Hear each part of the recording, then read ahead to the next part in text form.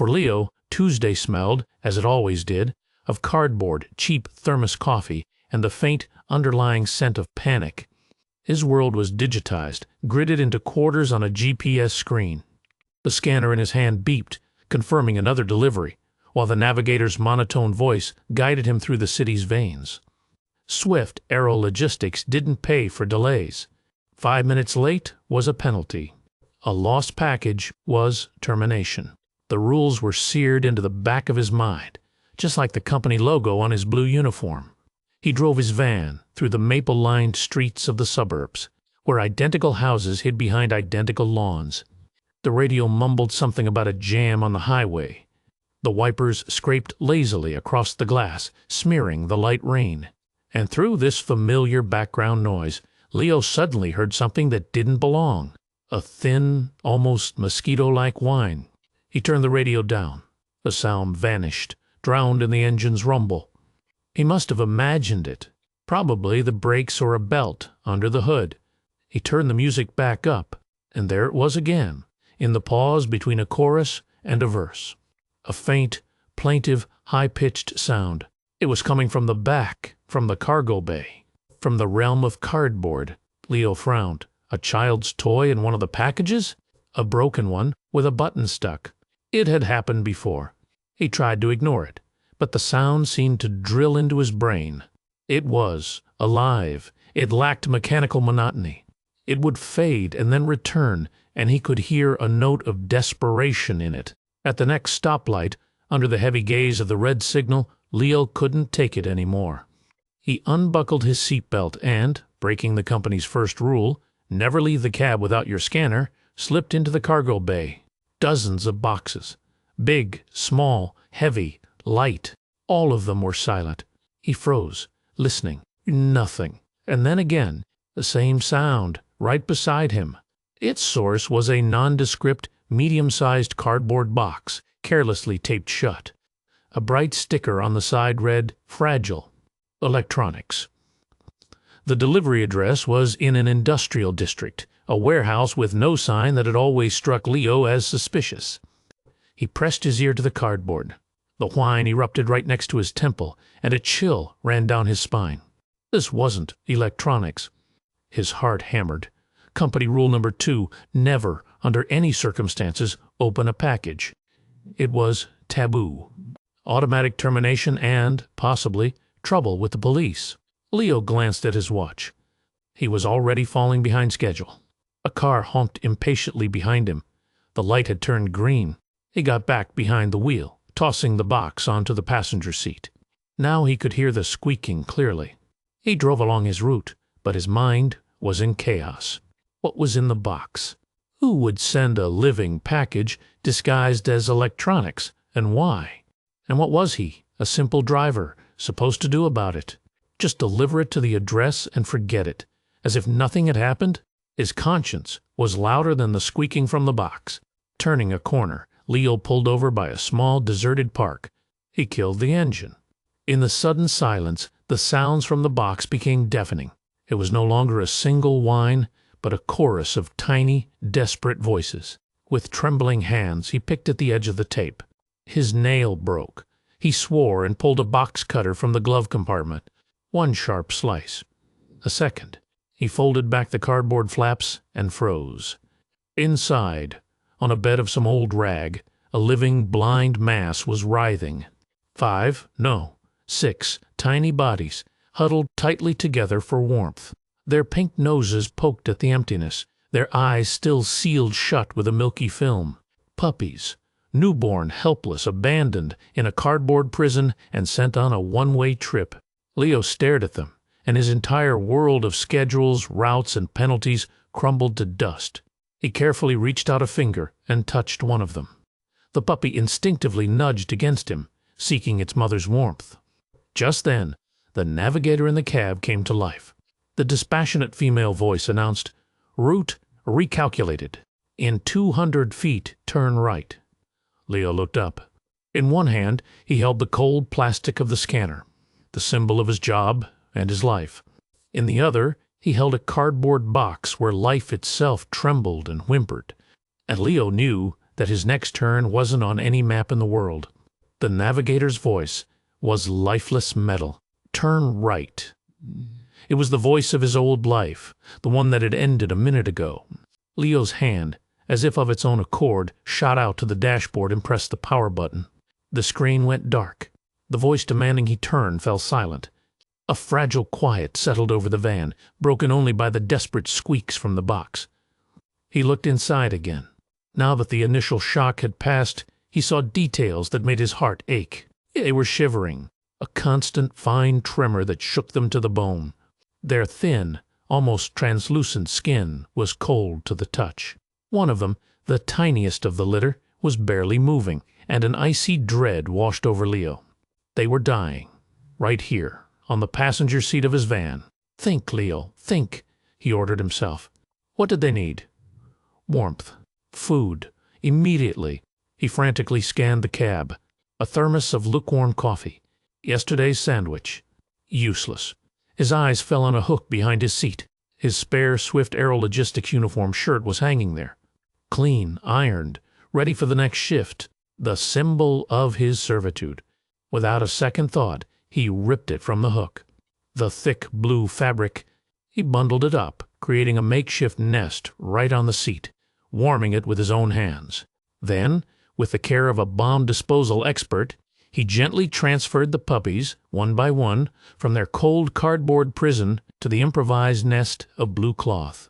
They immediately burrowed into the folds, and their shivering seemed to lessen. Their squeaks softened into a low, plaintive whimpering. They were warm now, but it wasn't enough. They needed help, professional help. A vet.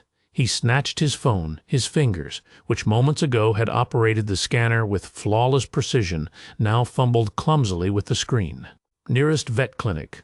The map helpfully displayed a pin 3 miles away, in the complete opposite direction of his next delivery. Leo glanced at the scanner, lying forlornly on the dashboard. Its screen still glowed, displaying route delay. Every second of that delay was turning into cents deducted from his paycheck. A trip to the vet wasn't just a delay. It was sabotage. He started the engine. The roar brought him back to reality. He had to drive. But where? Forward, along his route, to a faceless warehouse where this box would be tossed aside or left to die? Or turn around, burning every bridge behind him? The puppies let out a weak squeak from their new nest. That was the answer. Leo wrenched the steering wheel. The tires screeched on the wet asphalt. He made a U-turn where U-turns were forbidden and drove away from his future, away from his job, and toward the tiny chance of salvation for 6 lives huddled on the seat beside him. And just as he picked up speed, the screen of his work phone lit up on the dashboard.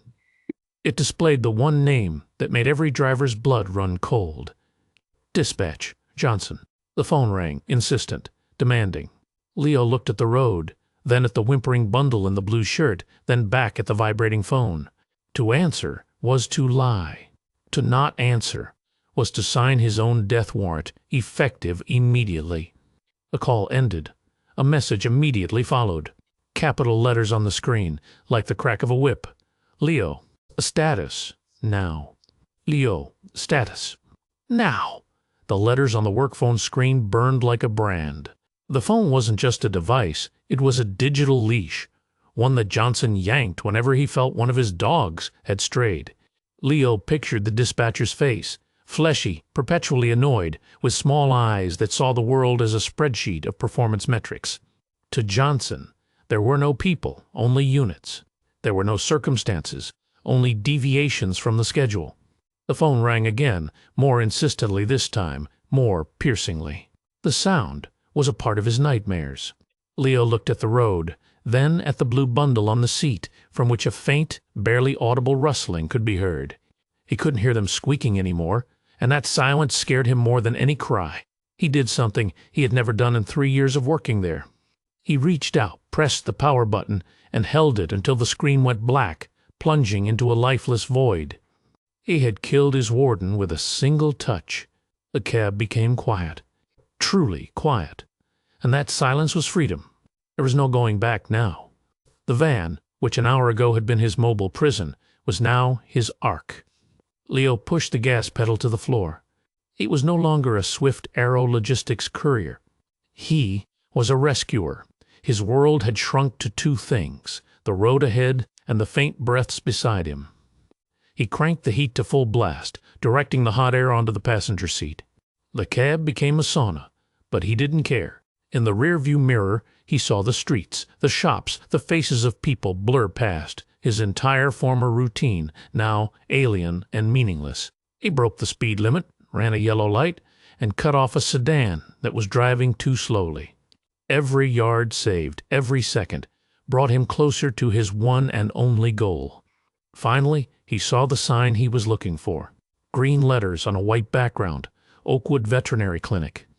It was a lighthouse in a storm. Leo swerved sharply into the parking lot, taking up 2 spaces, and killed the engine. For a moment, he sat there, catching his breath. Then, as gently as if he were carrying a priceless treasure, he scooped up the bundle made from his shirt. The puppies inside were barely moving. He jumped out of the van, not even bothering to lock it. The rain immediately soaked his hair and thin t-shirt, but he didn't notice. He pushed open the glass door of the clinic. Inside, it was bright, clean, and smelled of antiseptic. A young woman in blue scrubs sat behind the reception desk. She looked up from her computer, and her polite smile froze when she saw him, a large, breathless man in a delivery uniform, clutching a dirty blue bundle from which water was dripping. He strode to the desk. He wanted to say something important, to explain, but the words were stuck in his throat. He just held out his burden. "Help," he breathed, his voice hoarse. "Please. I found them." "In a box." The woman peered into the folds of the fabric. Her eyes widened with a mixture of horror and compassion. She didn't ask questions. She just pressed a button on the intercom and cried into the microphone, her voice filled with alarm. "Dr. Evans, to the front, stat. Hypothermia, newborns." A short woman with gray hair pulled back in a tight bun and a face that seemed to have witnessed every possible tragedy in the world emerged from an examination room. This was Dr. Evans. Her gaze was as sharp as a scalpel, and without a word, she took the bundle from the assistant's hands. She gave Leo one brief, appraising look, not judgmental, not surprised, just acknowledging his presence, and disappeared behind a door. The door swung shut, cutting him off. Leo was left alone in the reception area. The silence was crushing. He felt large, clumsy, and utterly useless in this world of clean, orderly surfaces. His hands, accustomed to the weight of boxes and the grip of a steering wheel, felt empty and pointless. He sank onto a hard plastic chair. His blue t-shirt was soaked with rain, and his jeans were smudged with dirt from the van. He was a foreign object in this white room. Minutes stretched into an eternity. He could hear muffled voices from behind the door, the quiet beep of some machine. He imagined what was happening in there, tiny bodies under bright lamps, syringes, EV drips, gloved hands. He, a simple driver, had done all he could. Now their lives were in the hands of professionals. And in that silence, the full weight of his actions hit him. He had turned off his work phone. He had abandoned his route. He had, in effect, stolen a company van full of other people's packages. He hadn't just been late, he had vanished from the grid. By now, Johnson had probably already flagged him in the system as a deserter. He wouldn't have to get up at 6 tomorrow morning. He wouldn't have to go to Swift Aero Logistics ever again. He had traded his boring, predictable, but stable life for that squeak in a cardboard box. He looked at his hands. They were still trembling, not from fear anymore, but from the fading adrenaline. Did he regret it? He searched himself for an answer. No, not a single drop. For the first time in years, he felt like he had done something real, something that mattered, not for a delivery report, but for the universe. The door to the exam room opened. Dr. Evans came out, pulling off her gloves. She looked tired. "You can come in," she said in a level voice. Leo stood up, his legs feeling like lead. He walked into the room. The puppies were lying in a special glass enclosure, like an incubator for infants. There was a warm pad beneath them, and an infrared lamp cast a soft glow from above. They weren't shivering anymore. They were sleeping, their paws twitching occasionally in their dreams. On a nearby table were tiny bottles with nipples. "You brought them in just in time," Dr. Evans said, not looking at him but at the monitor's readings. "Another half-hour in that box, and there would have been nothing we could do. Dehydration and critical hypothermia. Your car heater and that shirt, you bought them time." She turned to him. The professional sternness in her eyes was gone. "5 are stable. We've fed them, warmed them up. They're going to make it. But the 6th one," she pointed to the smallest puppy, lying a little apart from the others. "He's very weak. We're doing everything we can, but I can't make any promises." Leo looked at the tiny body, which was barely breathing. His small victory suddenly felt incomplete. "Now for the big question," the doctor continued. "They can't stay here forever. We're a clinic, not a shelter. Do you have any thoughts on what happens next, Leo?" She had called him by his name. He hadn't even realized how she knew it. Maybe she'd read the patch on his uniform. But the way she said it wasn't a question for a courier. It was a question for the man who had already taken responsibility. "What happens next, Leo?"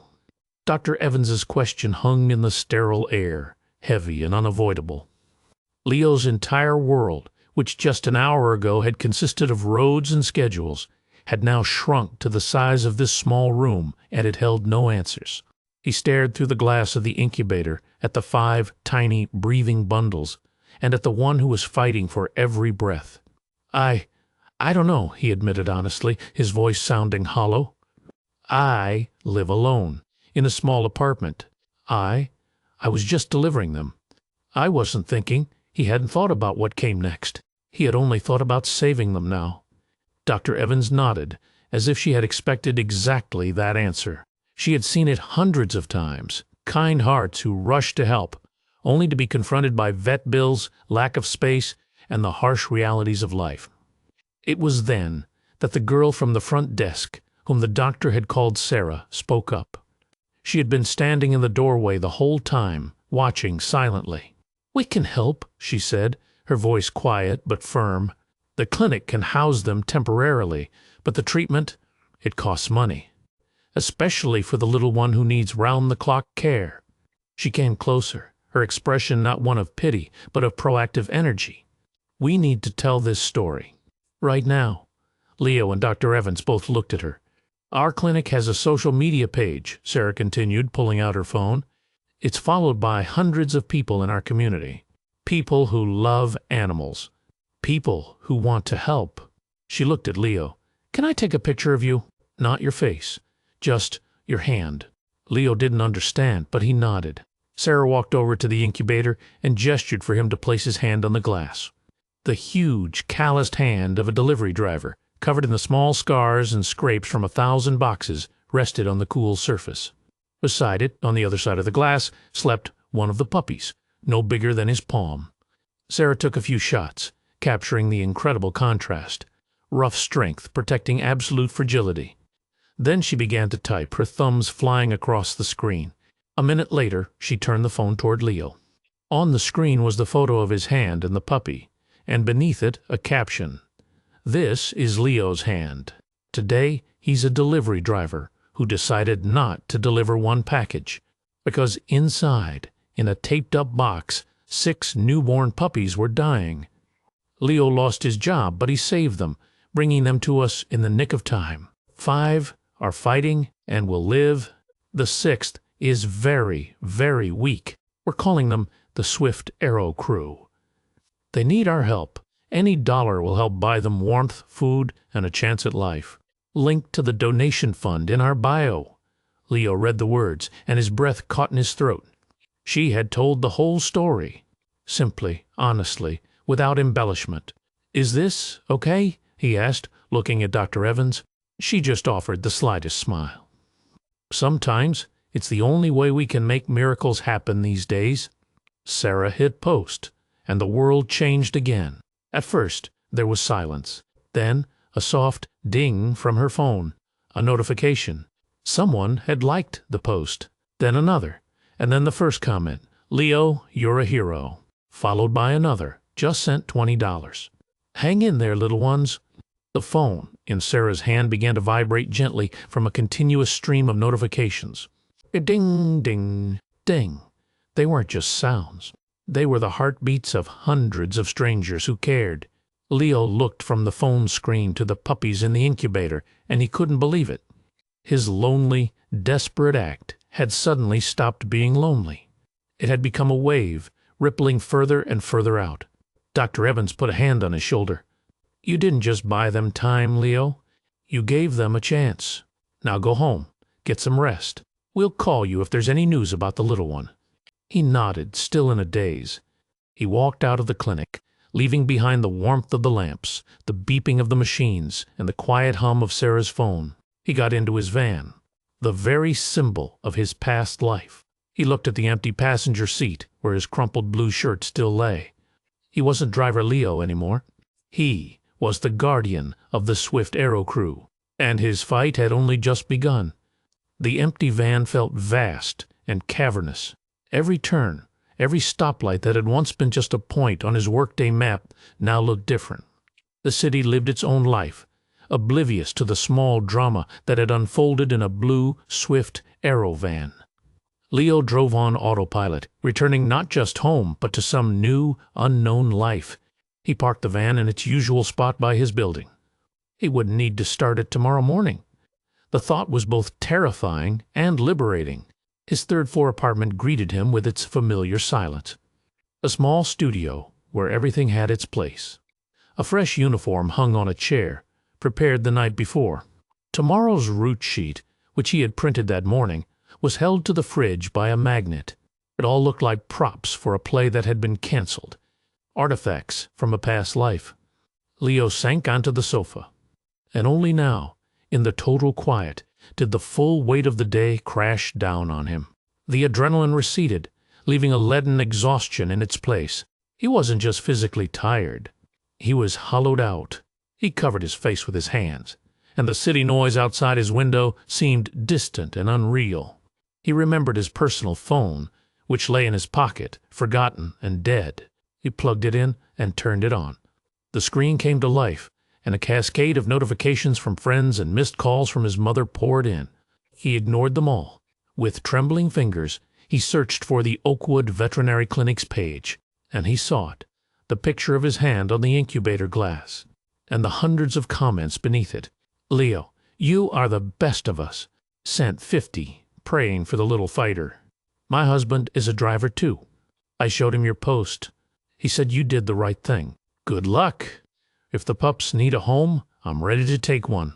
He read the messages from total strangers, and something warm and forgotten began to spread through his chest. He wasn't alone. His act, which had felt so personal, almost secret, had resonated in the hearts of dozens, hundreds of people. He saw the donation counter. The amount already covered several days of the most intensive care. He wasn't a hero. He was just a man who couldn't drive by. But apparently, in this world, that was enough. Just then, the phone in his hand rang. The screen displayed Oakwood Clinic. Leo's heart skipped a beat. He answered instantly. "Leo? It's Dr. Evans." Her voice on the line was calm but tired. "Yes, doctor. Is something wrong? How are they?" he blurted out, afraid to hear the answer. A pause hung on the other end of the line, stretching into an eternity. "The 5 are doing wonderfully. They're real little pirates, already trying to climb out of their nest." A hint of a smile crept into her voice. "But I'm not calling about them." Leo froze. "Your littlest one? He's a fighter. He's still very weak, but his temperature has stabilized. He even managed to drink a few drops of formula from a pipette. He's clinging to life, Leo. He's clinging with everything he's got." Leo exhaled. The air he didn't realize he'd been holding rushed out of his lungs with a whistle. "We decided he needed a name," the doctor continued. "You need a name to fight. Sarah suggested it, and we all agreed. We named him Hope. Hope." "Hope," Leo repeated in a whisper, and that simple word filled his empty apartment with meaning. "He's not out of the woods yet," the doctor warned. "The next 24 hours will be critical. But now he doesn't just have warmth and medicine. He has a name, and hundreds of people rooting for him. And you, Leo, most of all, you. When the call ended, Leo sat in the silence for a long time, staring out the window at the city lights. He was unemployed. He had no plans for tomorrow. But for the first time in years, he knew exactly why he would wake up in the morning. He wasn't just Leo. He was the guardian of hope. The silence was the first thing he heard. Not the piercing alarm at 6:30 a.m., not the traffic noise from the street below, but a thick, unfamiliar quiet. Leo opened his eyes. Sunlight streamed through the blinds, painting stripes on the wall. He looked at the clock. Orts, right, orts, and by this time he would usually be racing through the second sector of his route, anxiously glancing at his scanner. Today, the scanner was dead. The phone was silent. His uniform hung on a chair, like the ghost of a past life. He was free, and completely lost, but the emptiness didn't last long. It was filled by a single image, a tiny body in an incubator. Hope. He shot up from the sofa. He showered, pulled on old jeans and the first t-shirt he could find. He didn't eat breakfast. Hunger felt distant, insignificant. The only thing that mattered was 3 miles away, at the veterinary clinic. He had to be there. The keys to the van were on the table. He picked them up, cold metal in his palm. This would be his last drive. He had to return the van today. Call Johnson. Tell him he was leaving the vehicle in the office parking lot, and hang up. He knew what awaited him, shouting, threats, demands for compensation. But it didn't scare him anymore. Johnson and his anger seemed petty and small compared to the quiet breathing in a glass box. He walked into the clinic, and his heart sank. Sarah was at the desk, her face pale and tired. She looked up at him, her eyes lacking yesterday's optimism. "Leo, I'm glad you're here," she said quietly. He didn't ask questions. He just walked into the exam room. Dr. Evans was standing by the incubator, her arms crossed. The 5 other puppies were asleep, huddled in a fluffy pile. They were fine, but Hope was lying apart from the rest, directly under the lamp, and he seemed even smaller than yesterday. "He wasn't moving. He's refusing to eat," Dr. Evans said without turning her head. "We've tried everything. The bottle, the pipette. He's just giving up. His system is too weak to fight." Leo walked over and stood beside her.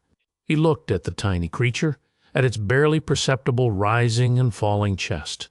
The entire wave of support, all the donations, all the kind words online, it all shattered against the simple refusal of one tiny being to take the next breath. Can I try?" Leo asked. His own voice sounded foreign to him. Dr. Evans looked at him, then at his huge, rough hands. She hesitated for only a second. Then she nodded and handed him a tiny bottle of warm formula. "Open the top, but very slowly. Don't startle him." Leo carefully lifted the glass lid. The warm air touched his face. He got down on his knees to be level with the puppy. His finger, accustomed to cold metal and rough cardboard, gently, almost weightlessly, touched Hope's cheek. The puppy didn't react. "Hope," Leo whispered. "Hey, little guy, it's me." "Leo, you have to eat. You hear me? You have to fight. We're all here for you." He brought the tip of the nipple to the tiny mouth. No reaction. Leo's heart plunged into an abyss. Was it all for nothing? He didn't pull the bottle away. He just held it there, continuing to speak quietly. He told him about his van, about the sound of the rain on the roof, about the first time he heard his whine. He spoke to him not as a puppy, but as an equal, as a fellow soul in trouble whom he had pulled from the brink. And then a miracle happened. The tiny pink mouth twitched. Then it opened slightly. Hope, guided by an ancient instinct stronger than his weakness, made a barely perceptible move toward the nipple. Leo froze, afraid to breathe.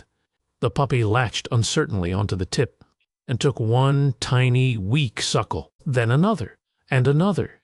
The room was utterly silent, broken only by the quiet, almost inaudible smacking sounds. Leo, a huge, strong man, was on his knees before an incubator, feeding a creature the size of his palm, and there were tears in his eyes. Dr. Evans let out a quiet breath.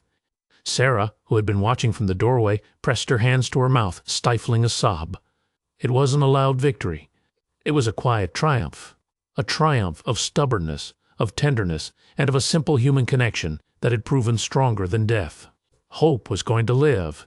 The tears that Leo didn't try to wipe away rolled down his cheeks and dripped onto the cold linoleum. He felt no shame. They weren't tears of weakness, but of relief so profound and pure that it washed away all the grit and exhaustion of the past day.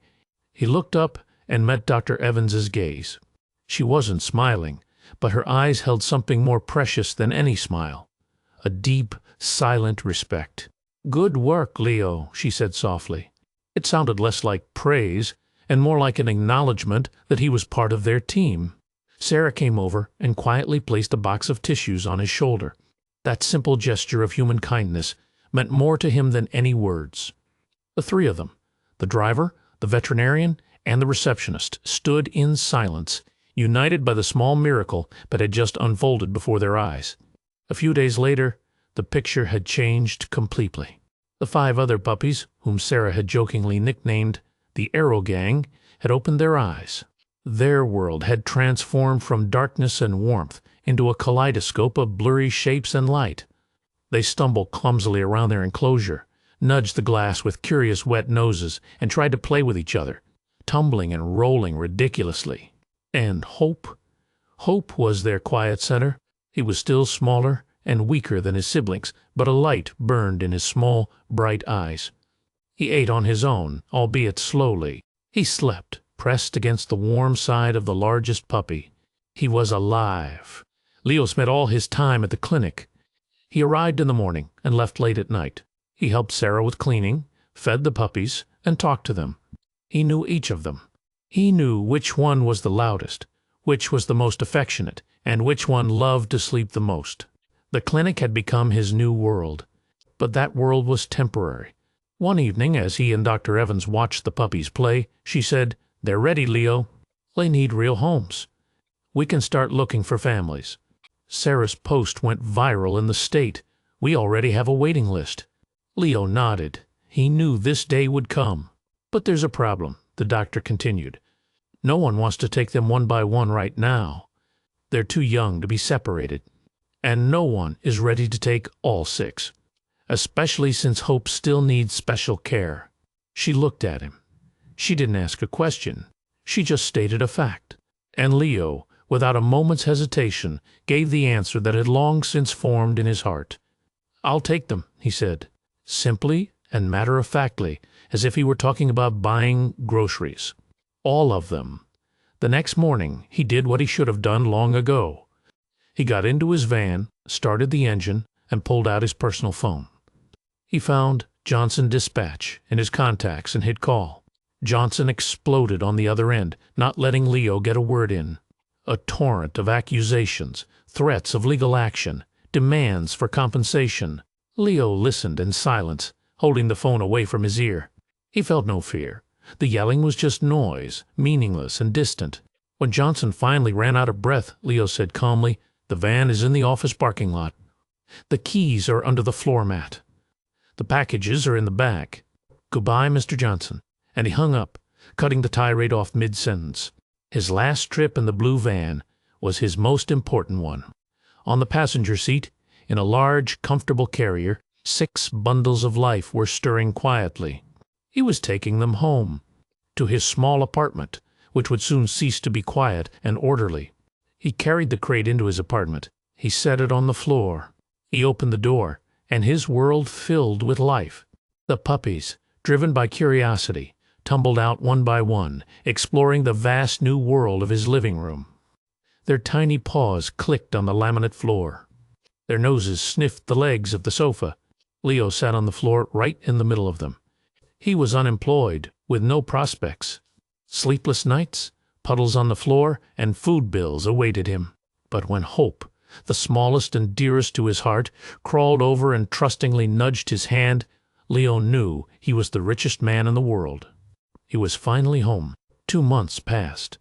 The silence in Leo's apartment was dead. It had been killed, torn to shreds and buried under a pile of squeaky toys, the scratch of claws on laminate, and joyful, exuberant barks.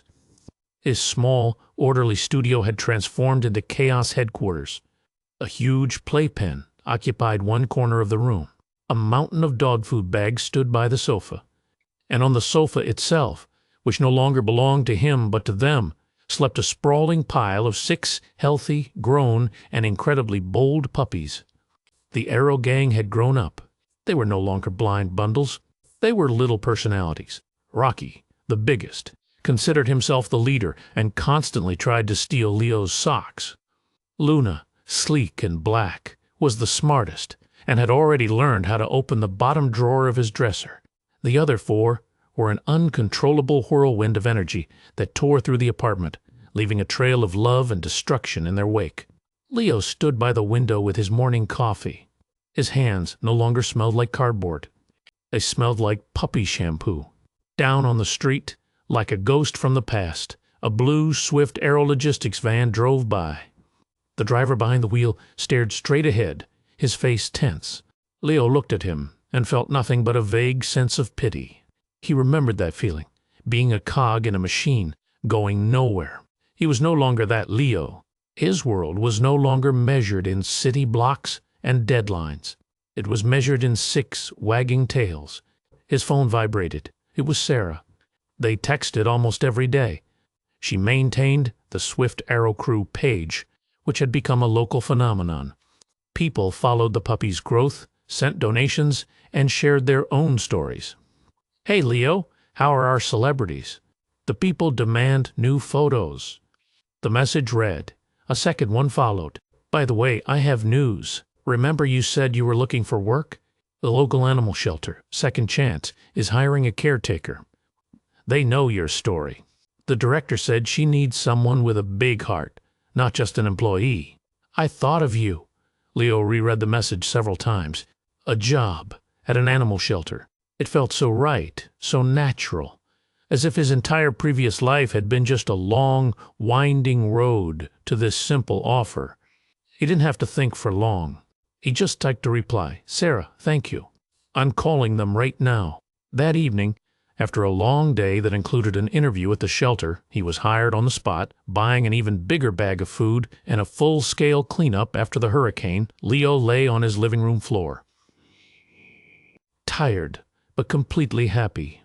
He was no longer a driver delivering packages. He was a man who gave animals a second chance. 6 warm bodies surrounded him. They licked his face, nudged his neck with their wet noses, and snored peacefully on his chest. He closed his eyes, breathing in their scent, the scent of home. One of the puppies, the smallest but most determined, had climbed right onto his chest, curled into a ball over his heart, and was looking into his eyes with devotion. It was hope. He had survived. He had grown, and now he was Leo's guardian. Leo wrapped his arms around him and the others. He had lost his job, his stability, his silence, but he had found something immeasurably greater. He looked at his furry, chaotic, loving family and understood a simple truth. That day, in the cold van, he thought he was saving them. Now he knew for certain it was they who had saved him.